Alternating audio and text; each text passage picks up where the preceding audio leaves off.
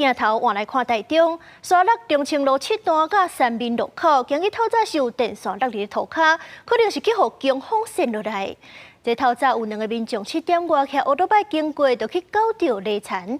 其中一个姓林的女性，头壳碗内底出血，伤势真严重，目前也咧加护病房治疗。林女驾驶重机车沿三民路往大雅方向行驶，慢车道。行经上述地点，其车头不慎勾到因风大遭吹落之电线。